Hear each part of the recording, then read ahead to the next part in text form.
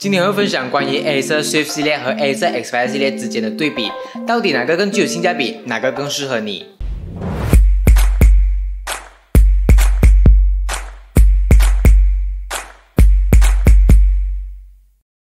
上一部影片呢就有说到，在 Aspire 系列呢入围的就是有5个 Aspire 3和5个 Aspire 5，我们就来看看 Aspire 3先。首先我只会说他们的不同之处，如果是那些一模一样的重复的，我就不会那么多说。要讲看有没有性价比，值不值得去买，你们就可以看看 Mint 的推荐购买指数。试分一下呢，我都是不是很推荐购买啦，因为性能比较弱。但是你可以看到他们都是2000块以下的，所以以上就是 Aspire 系列的。至于 Acer Swift 的系列呢，我会把它留到下一部影片。如果你还没有看的话呢，一定要去看上部影片先，因为是有关联性的，可以点击右上角哦。所以今天就来说 Acer Swift 的系列。在开始之前呢，我想告诉大家，我在拍摄的内容，就这个影片的系列名字呢是叫做虚拟开箱。这虚拟开箱呢，顾名思义呢就是虚拟的，我是没有拿到任何的实际产品来开箱，我都是会通过我自己的经验分析数据，给予我自己意见和提供购买指南。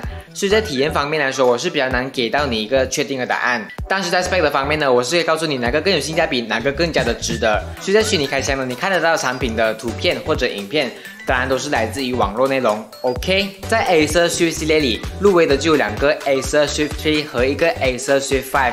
因为很多型号都是已经超出我们的预算了，我们的预算呢大约是在3000左右，所以很多 Swift 系列呢都已经差不多4000或者更多，所以 Acer Swift 7呢是完全没有在这个价位出现的。这也证明其实 Acer Swift 系列呢的定位是高过 Aspire 系列的。这2个系列呢所针对的用户呢都是有所不同。在影片的最后呢，我会详细为大家做对比，看看哪个更适合你。第一次来到我频道的朋友，不妨可以按个订阅关注我。我的频道都是关于一些科技内容，大多是会来分享他们的规格配置，然后给予我这意见和提供购买指南，让你们去做出选择。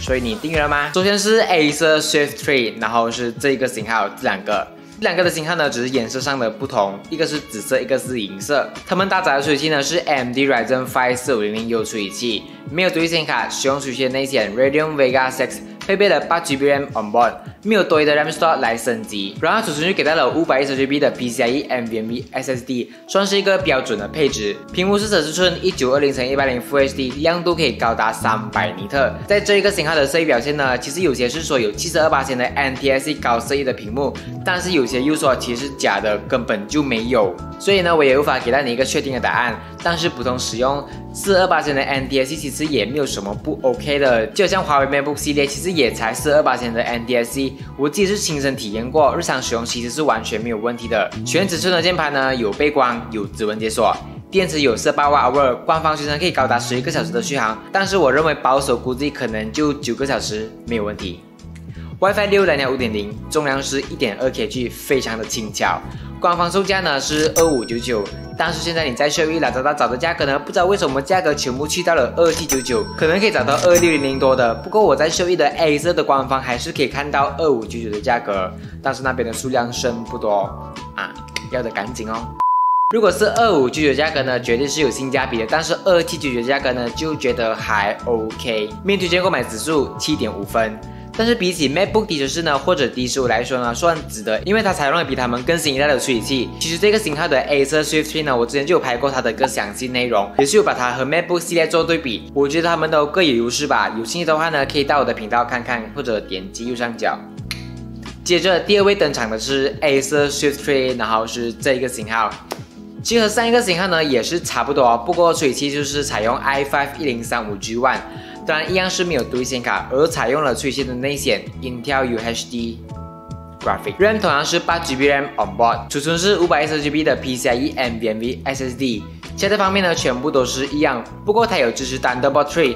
刚刚那一个型号应该是没有支持 Thunderbolt 3的，因为其实 Thunderbolt 3的技术呢是 under Intel 的，所以它不会出现在 AMD processor 的笔电里的。我之前看过的 AMD 处理器的笔电都是没有支援 Thunderbolt 3的，但是数据显示呢，它是有支援的。所以网上的资料呢很多，我也不知道哪一个到底是准确的，非常的抱歉。所以我觉得 Intel 的版本呢是有 Thunderbolt 3，而 AMD 的就没有。这个 Intel 版本的售价呢是3099，可以找到优惠价2900多哦。明推荐购买指数6.8分，所以这明显看得出 Intel 的处理器是贵过 AMD 的处理器。说完了 Acer Swift 3，接下来就要看 Acer Swift 5，这明显是比 Swift 3更上一个等级，配备了 i5 1035G1 的 processor， 不具备独立显卡，使用手机的内显 Intel UHD Graphic 也是一样，8GB RAM onboard 不支持升级，512GB 的 PCIe NVMe SSD。然后14寸的屏幕，1920x1080 Full HD， 还有支持触控 Touchscreen 的。在 I/O 接口的部分呢，左侧是有电源接口 ，HDMI 支援 HDCP，USB 3.1的 Gen 1和一个 USB-C 支持 Thunderbolt 3，也支持 PD Charging。有 Thunderbolt 3呢，应该都是可以有 PD Charging 的。右侧呢就是有 Audio Jack 和一个 USB 2.0， 基本上都是够用。WiFi 6和蓝牙 5.0。其实这一款电脑最大的卖点呢，就是续航和重量。电量是56瓦瓦，能够提供10个小时的续航，而且重量才 0.99 kg， 真是非常的轻。所以比起 Acer Swift 3呢，它是有更好的续航、更轻的重量，售价为3699，可以找到3500的优惠价格。明推荐购买指数呢6.8分。原因是超出预算，不具备性价比。其实从配置的方面来看，我们就可以很确定知道 Acer Swift 的系列和 Xperia 系列的定位，两个所针对的用户呢是有所不同的。我们可以看到 Acer Swift 的系列主要是追求轻薄，而且它是能够完美的驾驭轻薄型笔电的称号。因为你看看 Acer Swift 3就已经有 1.2 kg 罢了，然后 Acer Swift 5呢就来到了 0.99 kg， 当然了 Swift 7就会更上一层楼。而且它们能够提供更强的续航、更薄的机身，所以它就是名副其实的轻薄型笔电。在 Xperia 的系列里呢，我更能感受到是性能上的诚意，因为2499的 Xperia 3呢就已经有 MX330 的独立显卡，如果 Acer Swift 的系列要配备独立显卡，4000以上是跑不掉的。但是 Swift 的系列呢是追求轻薄，这是它的卖点，也是你选择它的原因。相对的 Xperia 系列呢是追求性能上的性价比，不追求轻薄和外观，所以在体积、重量、续航都会比 Swift 系列弱。所以明显看得出它们完全是不同的定位。那么这款卡系列的笔电呢，到底要如何选择？如果你想要便携性呢，续航能力强，其实 Acer Swift 的系列就非常适合你。你甚至可以选择 Acer Swift 5，在键盘、屏幕任何的一个使用体验都是更上一个等级的。其实它有更多的型号啦，有些是有配备独立显卡的，但是售价就超出我们的预算范围了。如果是有配备独立显卡的笔电呢，其实游戏的体验都还算不错的，普通游戏都轻松驾驭。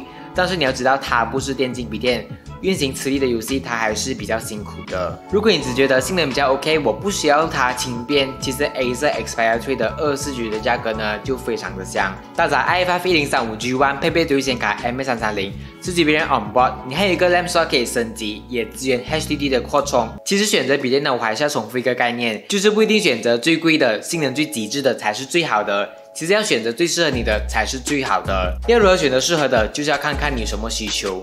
可能你觉得性能方面够用就好，我需要每天把电脑带下去，不希望电脑成为我的负担。其实 Acer Swift 的系列呢就非常适合你。如果你觉得那一点的重量也没有什么，我建议 Xperia 的系列会更加的香哦。总结来说呢，看你自己有什么需求，愿意在哪一方面做出取舍。其实普通娱乐、办公他们全部都是可以的。在这两个系列呢，我最推荐的只有2部，就是第4位的 Acer Xperia 3这个型号对，获得人民推荐购买指数9分。因为处理器不错，但是显卡真的是比较香。